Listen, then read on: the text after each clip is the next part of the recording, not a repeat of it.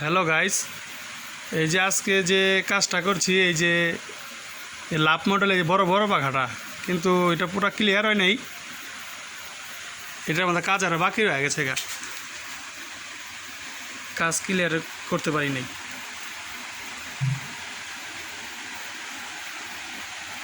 আগামীকাল আশা করা যায় যে ক্লিয়ার হয়ে যাব।